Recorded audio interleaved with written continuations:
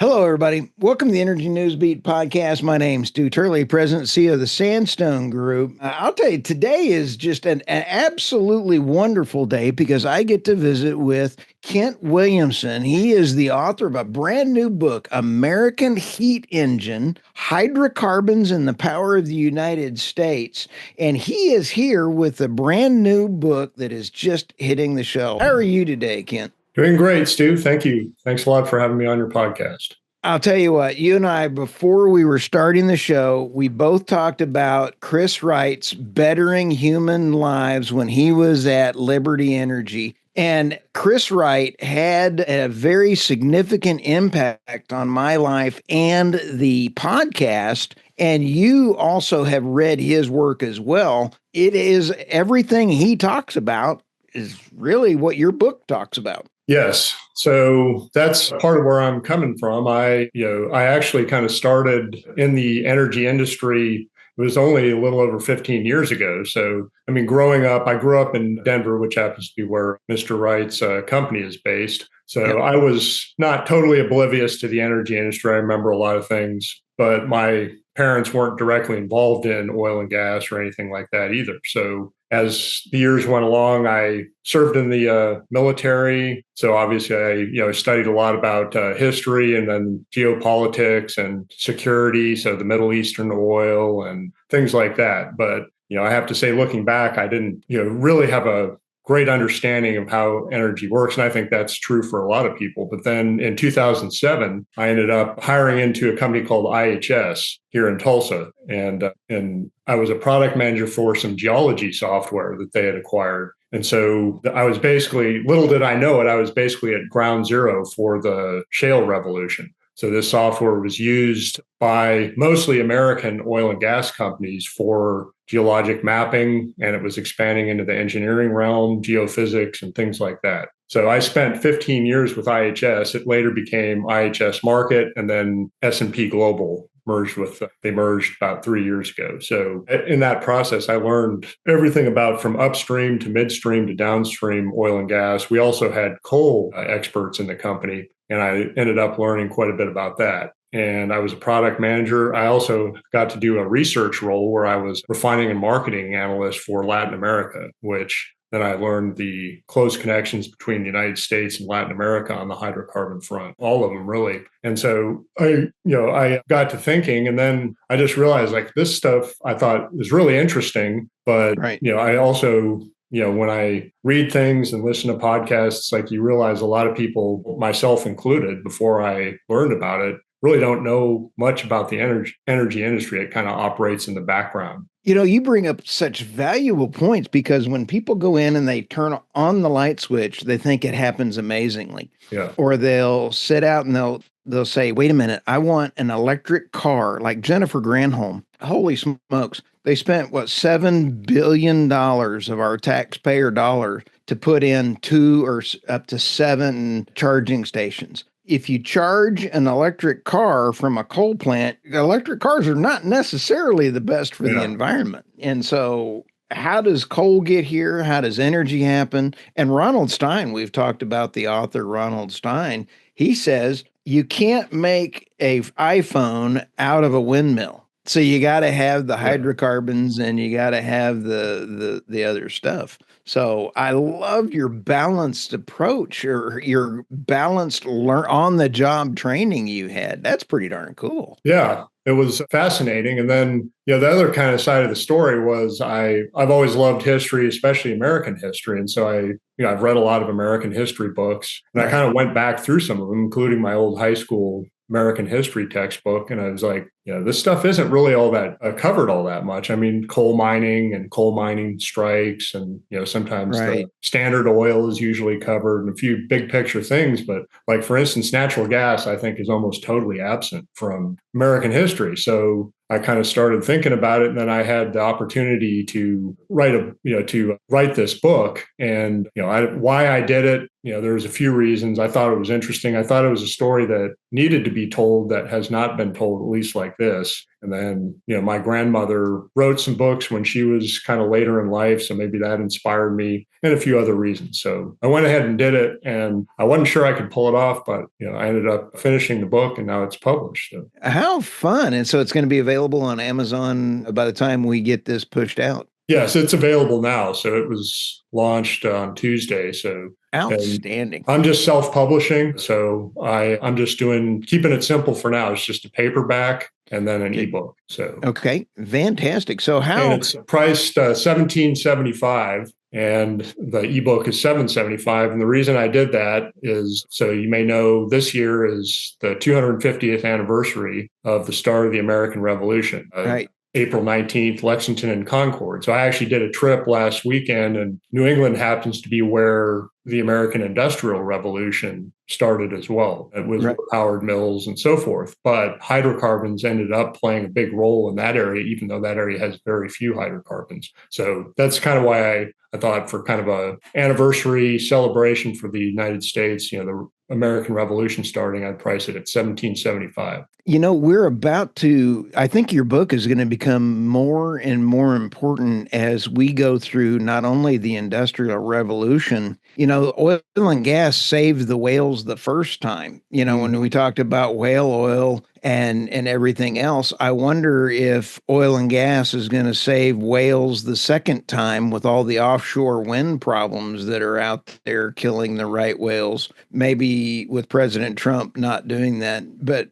that's a whole nother discussion there. So oil and gas will save the whales the second time. But I think with this President Trump's shipbuilding going on and the reindustrialization, we may be facing a whole new industrial revolution that we need. And Chris Wright, Secretary Wright, as we just mentioned a minute ago, helped put out several executive orders through President Trump where they have made coal great again. Yes. So yes, coal is actually where it all started as far as hydrocarbons. So you mentioned, the environmental side of things, and of course hydrocarbons are criticized a lot and so forth. But you mentioned whale oil, and that's a prominent example. So in the days before electricity, people used various methods to light their homes and businesses and so forth. And one of them was lamps that used oils, different types of oils, including whale oil. And whales were hunted almost to extinction in the mid 1800s. And then kerosene, which originally first was derived from oil that was distilled out of coal, then progressed to petroleum. That basically ended whale oil. But another area that people may not be familiar with is trees. So obviously, in the early United States, water power was one of the main energy sources, and then wood. So people used wood, and the eastern United States especially had, it was basically almost all covered with forests. So it had plenty of wood, and that actually delayed the Industrial Revolution in some ways. So wood in iron production, so wood can be burnt in the absence of oxygen to create charcoal. And charcoal was what was originally used for smelting iron in the early United States. And so there wasn't a need for coal. The British had been using coal, but eventually, we had a lot of coal in the eastern parts of the eastern United States, and that ended up moving into that. And that actually helped, save the forest, so to speak, where you're not having to use wood for iron and fuel. I find it funny that they call it an energy transition, but when we take a look at wind and solar, they've only added to the energy demand at the cost of trillions of dollars. And wood and biomass, as far as fossil fuels go, we still have not weaned ourselves off, because if we look at the amount of pellets that we ship to the UK right now is still astronomical from the US as shipping biomass. I'm like, have we not learned anything yet? Well, that's, I get into that in the book for sure. It's energy density. And that's one of the reasons coal, had the advantage over wood, was higher energy density. So people warmed their homes and so forth with wood for a long time. But as cities grew, that became more and more of a problem. because as the population density increased, the wood supply chains became more and more important. And that could be disrupted by cold weather when rivers froze over or they had huge snow drifts and you couldn't get the wood to the cities and people literally would freeze to death or they had to burn their furniture or whatever. So coal had the advantage because if you could get it there, you didn't have to pile up as much coal because it has higher energy density. And so you could have, especially urban dwellers that don't have room for huge piles of wood. Coal was a good substitute for wood once it could be delivered and was cost effective. So very interesting. I'll tell you that the whole thing is this. Ronald Stein does such a great job as being a author in his book, and I hope that you can continue in his footsteps he is really taken up encouraging people to have a discussion about energy. And I hope your book becomes a cornerstone for people's discussion points. So I'm hoping that you are taking up and writing your own Substack and writing article. I just gave you your own. Here I am talking to you, and you got a new homework assignment. Yes. No, I am definitely considering that. That's one of the reasons I wrote it actually was as you've mentioned, energy is kind of a misunderstood subject. It's not covered in our education system much. There's a lot of information out there that's not necessarily accurate. And then the energy industry itself, in a lot of cases has not done itself a favor with the way it communicates. I think Mr. Wright's company has done a great job, but in some cases they seem to want to just stay out of the limelight and not really push forth the benefits that the energy delivers. There's always side effects. Right. There are downsides to everything, but the benefits, and that's what I'm trying to convey with this book. So I'm not, trying to make a political statement. I'm not trying to make hey, fossil fuels or hydrocarbons, they're the only thing. All I'm trying to do is say, here's the place in American history that they've played, that they continue to play. And then I have at the end of the book, I kind of give my own little view of where they might go in the future. But I'm really just trying to lay out, hey, this is they're important parts of American history and therefore world history. And, despite what you may hear, they continue to be and probably will be for the foreseeable future. So I'm just trying to get that out there. And it's a really interesting story, too. That's the other thing is the more I dig into it, the more interesting it gets. And that's what I'm trying to convey with the book. I love how the United States has changed in the history. My grandfather was one of the chief geologists attributed with discovery of the North Slope up in Alaska. And I absolutely love all my trips up to Alaska. And when you take a look at Alaska and then the Alaska pipeline, which I was able to sell equipment up there to, and I enjoyed going up there and meeting with them. And you take a look at how Alaska and then Texas has really changed from ESG investing in oil and gas did a good thing. Investing in the American oil and gas, 50% of our oil and gas is made by privately held companies. And the tax benefits for investing in oil and gas has been phenomenal. You have the great people like Harold Hamm and all the others that are out there. Texas has done such a great job eliminating ESG problems by curbing their own flaring by turning it into profit for Bitcoin mining and stuff. The demonization of oil and gas companies is where I'm trying to go with this was falsely done. There were some bad apples. I'm not gonna kid. But U.S. production has become the gold standard in the world. Yeah. That's actually, you mentioned that the private oil companies and so forth. And that's kind of actually where I started this concept is so when I was working for IHS and its successors, one of the things that really fascinated me was the number of wells in the United States. I mean, it's 4.5, 5 million. I mean, and then you go overseas and there's very few. And I always ask, why is that? And the reason is it's because of the private mineral rights that we have here. And then I found out the United States is basically the only country in the world that has that. And I found that fascinating. And so that's where I actually started. I was wanting to write a book on private mineral rights and their role in, why the United States has produced so much oil and gas, especially. But I quickly found that was kind of beyond my capability. That's really a very complex and academic type Right. subject, but I do cover it in the book and point out that that's one of the reasons that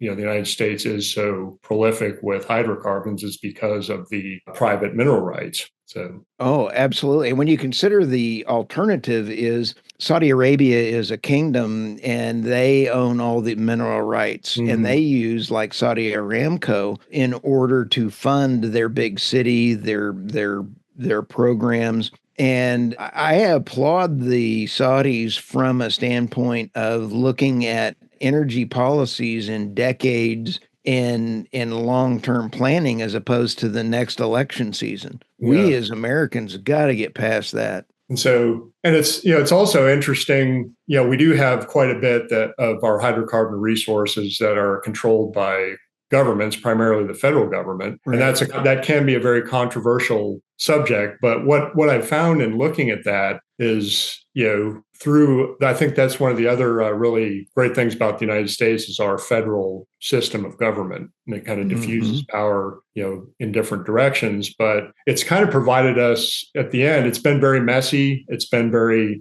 frustrating sometimes, but we have kind of an Right. interesting portfolio of energy resources where the private areas are the ones that kind of do a lot of the production, the innovation. They're much more Right. nimble, fast moving. And then we have these federal areas like you mentioned Alaska. So that's all, federally controlled, the offshore Gulf of Mexico or Gulf of America, if you prefer that. Not to say Gulf of America. And that's, as an aside, as people read the book, I mentioned I thought about changing that. I just decided to keep Gulf of Mexico because I have, one or Right. more quotes that actually mention it. And I think most of the oil and gas industry is familiar with, they refer to it as Gulf of Mexico. So I kept it I that think way. you're going to get a pass from President Trump. So Yeah. when he watches this podcast, he'll say, "Oh yeah, it was already in production." So we'll get a pass. So, but it's kind of interesting because the development in places like Gulf, offshore Gulf, Alaska, and so forth, it's generally more measured, and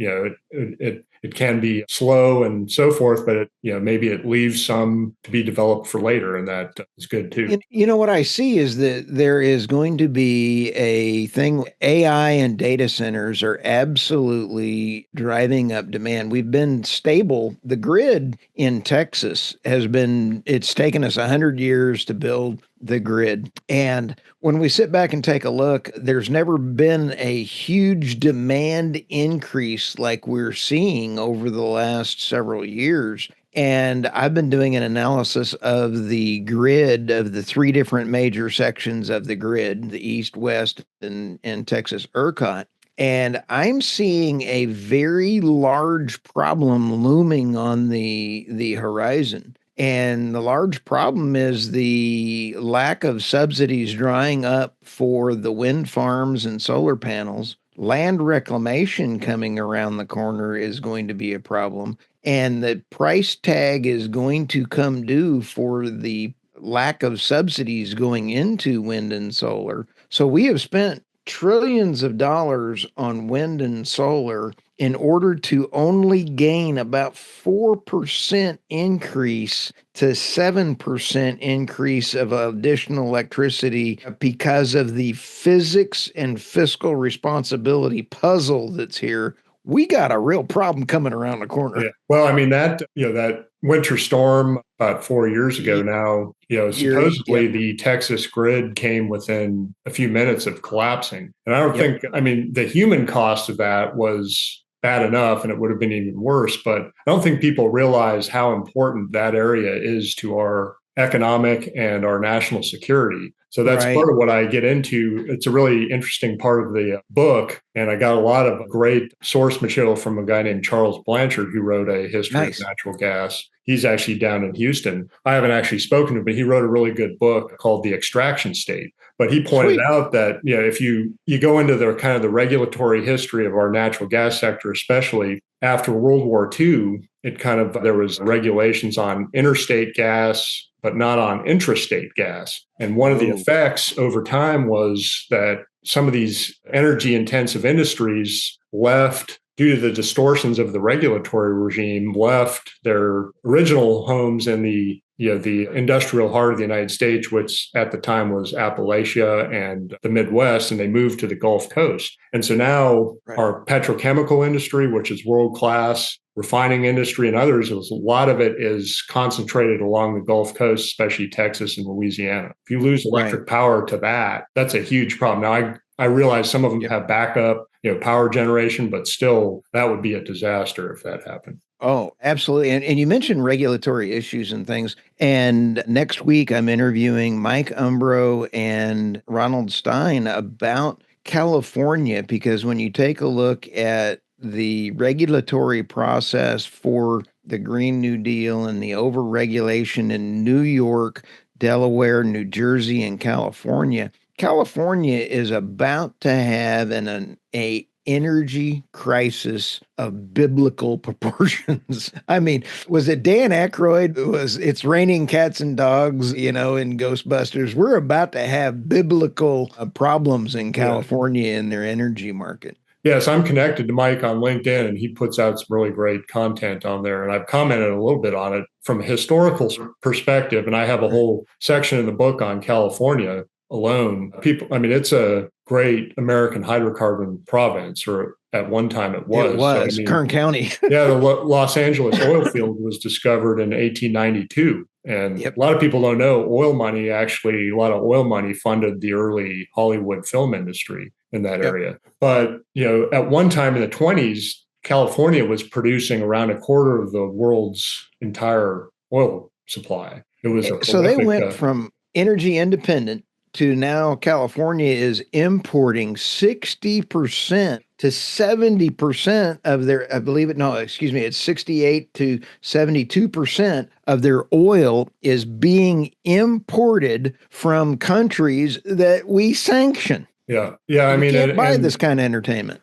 California is, everyone thinks of, when they think of industry, generally in the United States, you think of the Midwest, Appalachia, maybe the Gulf Coast. Not many people think about California, but in the 1900s, especially around World War II, and the Cold War, California was a huge industrial producer, and it was the epicenter of the United States aerospace industry, and which was critical, of course, during World War II and the Cold War and so forth. And it's becoming more and more of a problem. And, the Pacific coast of the United States, of course, we also have Alaska and Hawaii, which are states in the United States. We have some of the other parts of the United States that are further afield in Pacific. But, if you think our major geopolitical kind of rival or adversary is now China, California is still a very important part. That's where most of our naval power is based, and,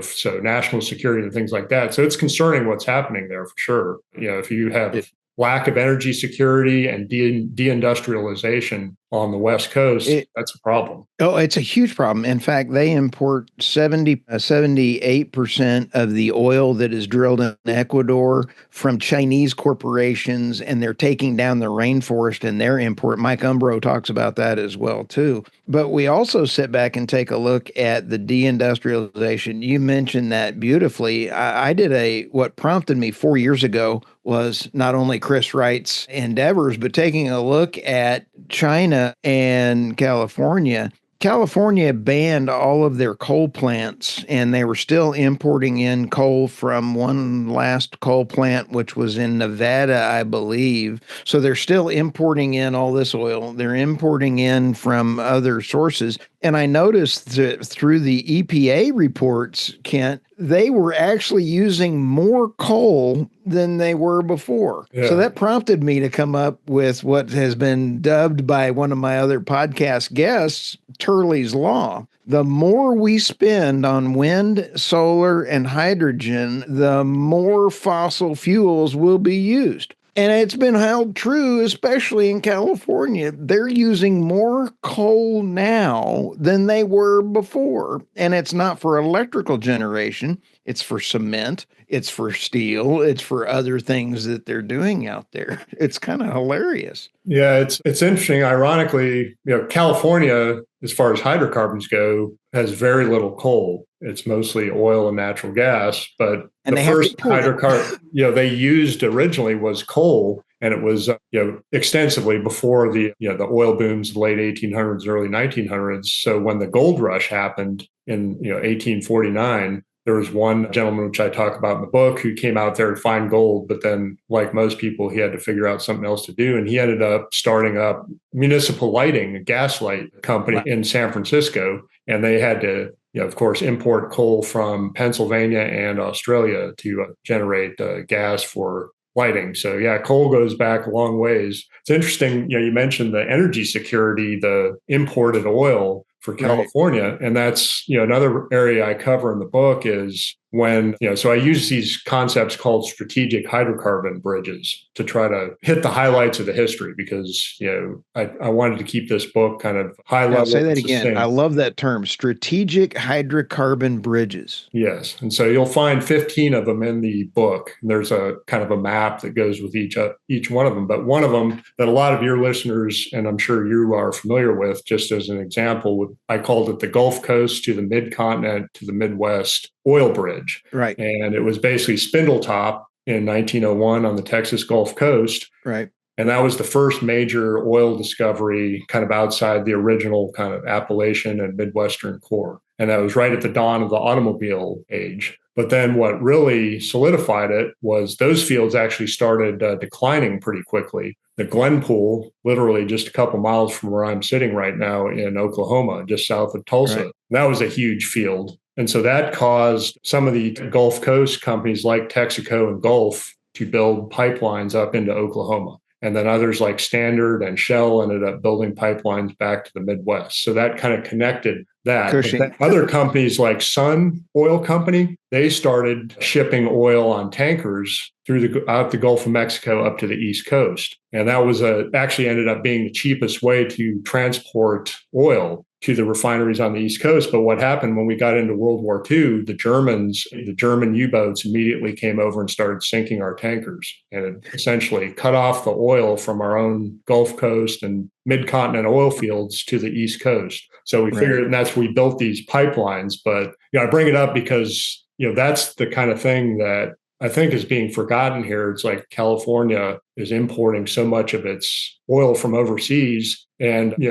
what's the vulnerability of that? Your book is going to highlight a huge issue for people is that history does repeat itself. Yes. And we do have a security issue here with California. Not only are they the fifth largest economy in the world or something like that. I mean, it's just huge. But if they are that susceptible to foreign influence, it is absolutely horrific. And the President Trump team, we have what a trifecta we have in Doug Burgum, Secretary of Interior, Lee Zeldin slashing EPA. And EPA in California has got to just absolutely, that is a whole nother nightmare right there. And then you have Chris Wright. Talk about a trifecta, the three horsemen out there running around on energy.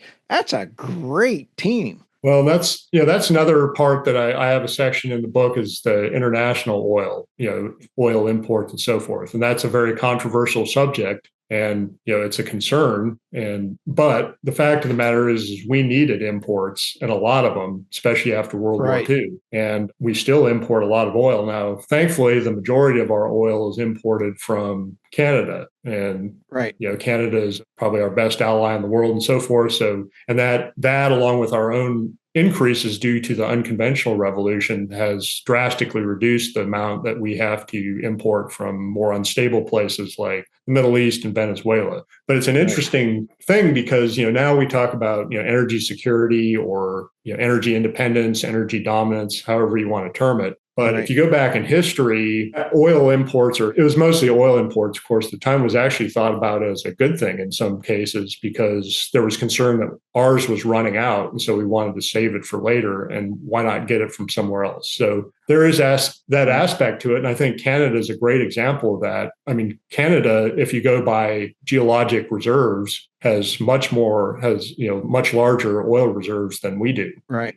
And they do a fantastic job up there in the oil field sand. They do a ecologically great recovery methodology. So that's another fascinating thing that I learned in my career with IHS. So when I was that refining and marketing analyst for Latin America, I mean, we're very much tied to Latin America. And one of the reasons for that is because when our own oil reserves kind of peaked in 1970 and started going down, most of our oil is light sweet. Right. And then we started importing more from like Venezuela, Mexico, and Canada eventually, and that's heavy sour primarily. So our refining industry had to retool, invest, upgrade to be able to handle that, with cracking, coking, so forth. And now our refining industry is world class in that respect, and it can handle all different kinds of crudes. So, but with our shale revolution, that's mostly light sweet, and they literally can't handle as much of that. So then we've been exporting a lot of that, which has improved global energy security. And we're still importing a lot of heavy sour from Canada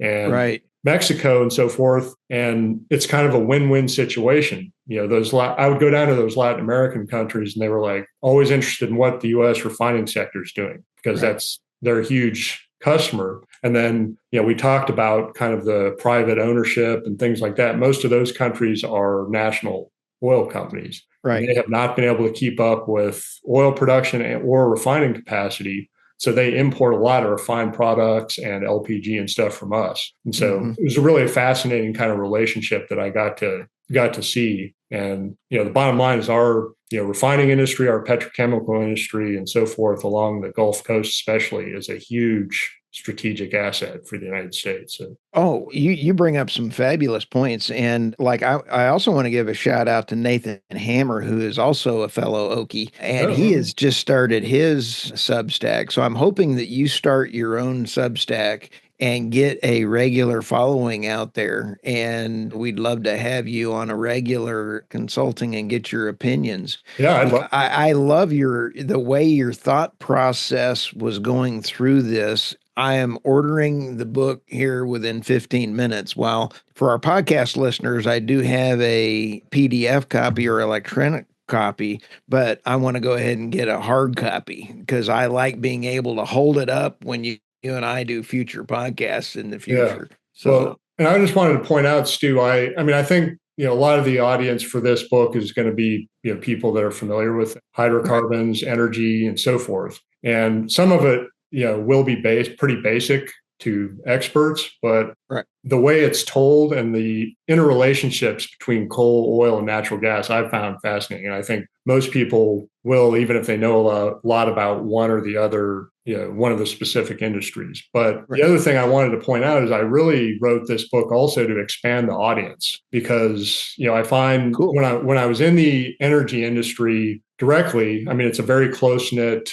group. And like I said, sometimes the energy industry, especially hydrocarbons, don't do a great job of kind of communicating the value out to the wider audience. And most citizens, people, they just take it for granted. They go exactly like you said, they flip the switch. Well, what's involved with that? They go to the gas station and fill up their car. Well, I mean, how is that gasoline produced? All that kind of things that, and so I wanted to convey this. I think it's a really fascinating story, but I tried to write it in a way that people that aren't familiar with the industry can understand. So it's less than 300 pages. It's not like an academic book. I mean, there's even a little bit kind of folksy tone and even a little bit of humor in there. And I hope, for all of your listeners who are kind of in the energy industry, encourage you. I mean, if you have people that you want to be a good Christmas present or birthday present, that people that may have misconceptions or maybe curious about it, I think it would be a good book for that. Where I enjoy my podcast is visiting with great authors and great guests is like Meredith Angwin, who wrote Shorting the Grid. I've read that. I love her. She is known as the Electric Grandma on Yeah. Substack. And I absolutely appreciate you and authors like that because I'll hold up the book and go, okay, I'll use them as references because I'll remember reading it and going, I don't remember the exact, but I'd rather pick up I guess I'm old school enough. I like having a book. Yeah, me too. And I also think for our kids and our next generation, books are harder to change so that you can't rewrite history. If you pick up a book, I look for old books that Yeah. haven't been changed. Yeah. And if you're let's keep an eye on your book because authors that I have interviewed, like Mark Stansberry wrote his book years ago, his book is still relevant now.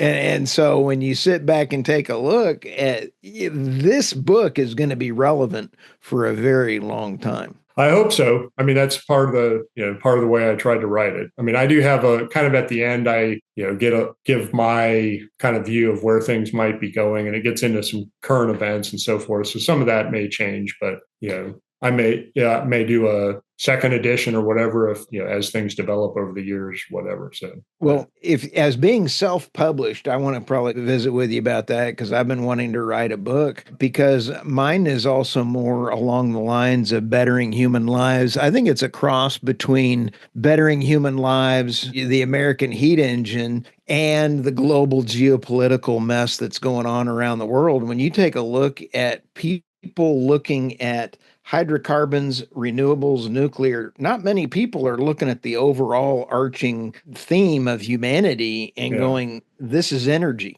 This is energy for all. Yes. Well, I mean, as you can imagine from reading the title, I mean, it is, it's really kind of another way to look at it. It's an American history through the lens of hydrocarbons. And Yep. it's really, pro United States. I love my country. I served in the military and so forth. But I also believe that the United States has been a force for good in the world. I mean, we're not perfect. We have made plenty of mistakes, but you have to look at, what's the alternative? Right. If you see some of the regimes or the Soviet Union, some of the fascist ideologies and so forth, and the fact, and I get into this in the book as well, the fact that the United States was able to defeat those or at least hold them back, I think is a huge value. And then you'll see some of the value of hydrocarbons on a humanitarian front as far as economic development, petrochemicals, fertilizers. So the agricultural revolution that's happened in the last 100 years ago that is supporting the billions of people across the world. So the clean cooking fuels provided by LPG, so propane. United States has gone from basically nothing in the last 15 years. We're the largest LPG exporter in the world. And again, I went down to Latin America. If you go to Mexico City, and our office was actually in a skyscraper. And if you look down on the top of the buildings in Mexico City, there's tanks on all, and it's all LPG tanks. They don't have a I did not natural realize gas until grid. even like a few days ago how much LPG is out there. In fact, the dark fleet, which is what Russia, Venezuela, and other countries, Iran, Iraq, use in order to get around sanctions. There's about 1,400 tankers in the dark fleet that are used to avoid, like when President Biden sanctioned Russia and weaponized the US dollar, Russia had learned from Iran. Iran figured out years ago from all the sanctions how to get around and selling to China and India the oil. Well, I'm a long story here, but when you sit back and take a look at the dark fleet, 1,400 ballpark ships are in the dark fleet. LPG, I did not know until this week how many ships. There's 120 LPG ghost tankers that are used to ship products that are being smuggled around the world to avoid sanctions. So the dark fleet is actually avoiding the sanctions, and Russia has actually had a 4.2% growth in GDP because they figured out how to avoid sanctions. And you take a look at Germany, the UK, California, New York, Delaware, New Jersey, they are all failing because they're going through the energy policy. So you follow fiscal responsibility and energy policies, and all of a sudden you're seeing a pattern develop. So LPG is huge Yeah. around the world, and I did not realize where it stacked into this whole mix. Yeah, I So, mean, it's important for petrochemical production as well. And then, but oh, yes. one of the most basic needs for it is just heating and cooking fuel. And that's, another thing I learned in my time in the industry is, a lot of people don't realize there's somewhere around 1 billion people in the world that still don't even have electricity. And then Isn't that sad? a lot of them still use wood, dung, and other materials for heating and cooking in their homes. And And that's, LPG and yeah. propane can help solve that than the last mile. Those tank systems can be rolled Yeah. out easier than pipelines. And so I get into that in my book as well, the origins of, so it's a kind of at the intersection of natural gas and oil, the origins of NGLs and petrochemicals. And it's a fascinating story as well. Well, I'll tell you what, I like normally being a lot more prepared for discussion, but I thoroughly look forward to more discussions with you.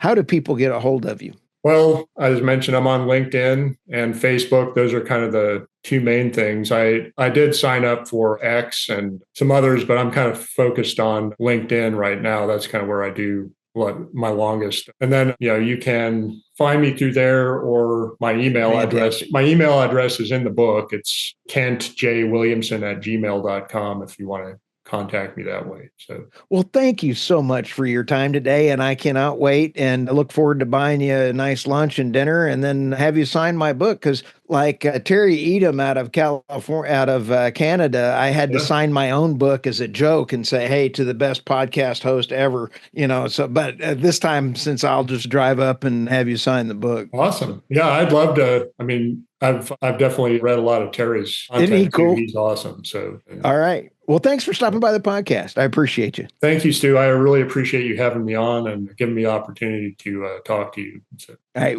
We're going to have some more talks.